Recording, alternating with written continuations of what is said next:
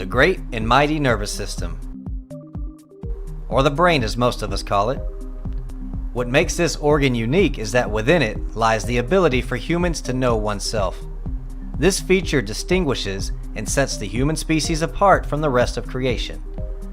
This ability is known as consciousness or intelligence. To begin, let's look at the primary function of the nervous system.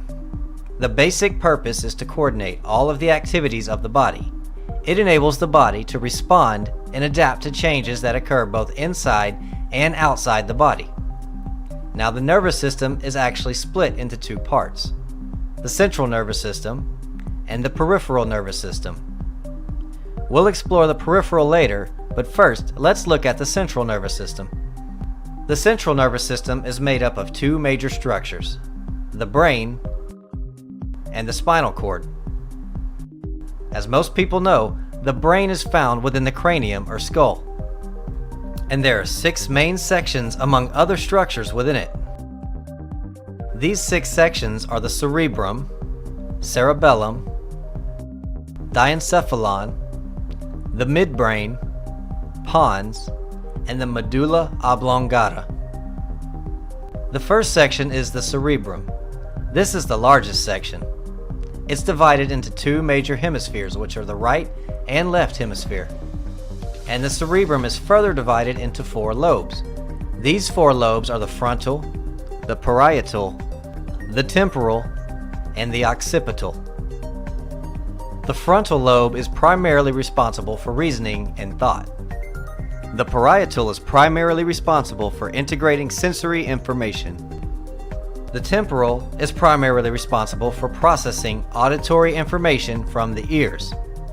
And the occipital is primarily responsible for processing visual information from the eyes. The second section of the brain is the cerebellum. This is the section located in the back of the head, below the cerebrum, and above the first cervical of the neck. It is responsible for muscle coordination, balance, posture, and muscle tone. The diencephalon section is found between the cerebrum and the midbrain. It contains 2 structures: the thalamus and the hypothalamus. The thalamus behaves much like a relay station and directs sensory impulses to the cerebrum. And the hypothalamus controls and regulates autonomic nervous system functions such as temperature, appetite, water balance, sleep, and blood vessel constriction and dilation. The hypothalamus also plays a role in the emotions such as anger, fear, pleasure, pain, and affection.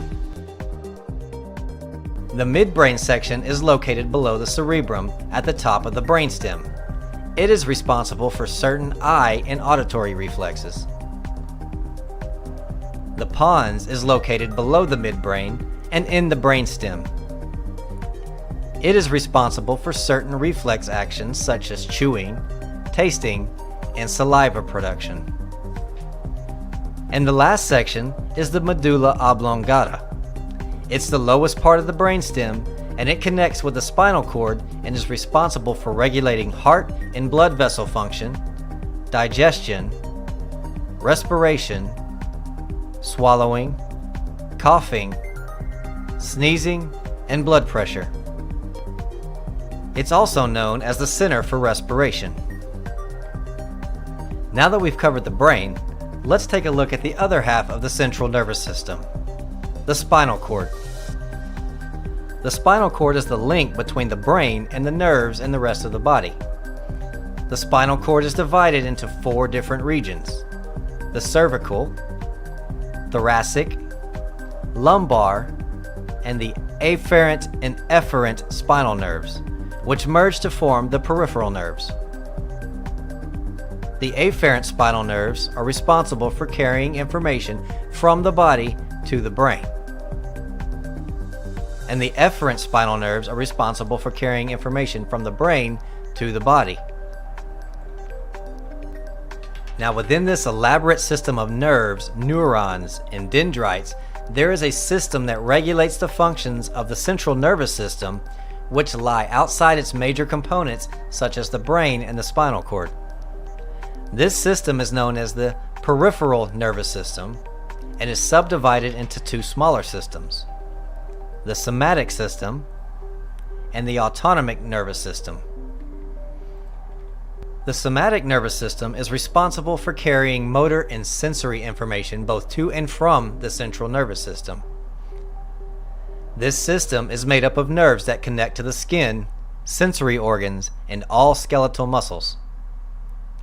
The somatic system is also responsible for nearly all voluntary muscle movements, as well as for processing sensory information that arrives via external stimuli including hearing, touch, and sight.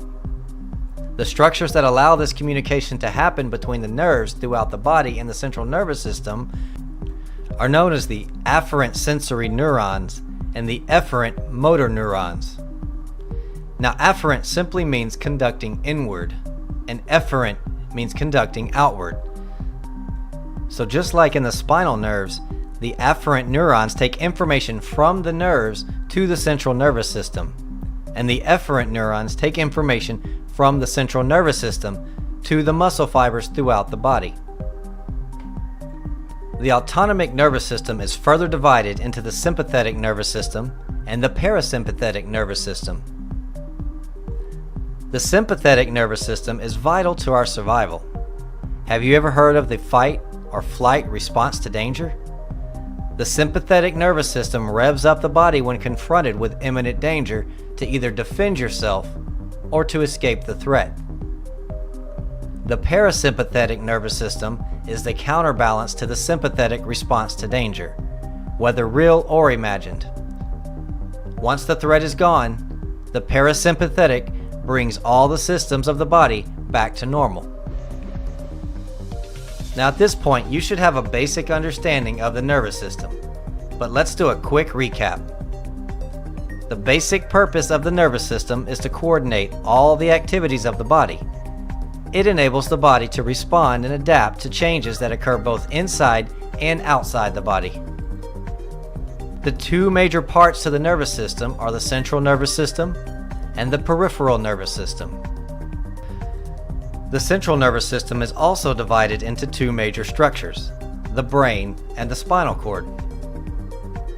The brain is found within the skull or cranium, and it is made up of 6 main sections.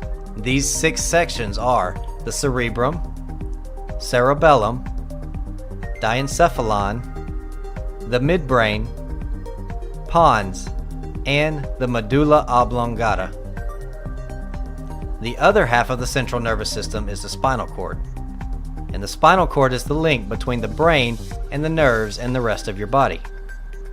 The spinal cord is divided into 4 different regions: the cervical, thoracic, lumbar, and afferent and efferent spinal nerves, which merge to form the peripheral nerves. Now that we know the brain and spinal cord primarily make up the central nervous system, let's look at the peripheral nervous system. The peripheral nervous system is essentially the nervous system outside of the brain and spinal cord. The peripheral nervous system is then subdivided into 2 smaller systems called the somatic nervous system and the autonomic nervous system. So, as you can see, the nervous system is quite complex, and this is just the tip of the iceberg. Thanks for watching. Look for more videos on the nervous system at cteskills.com.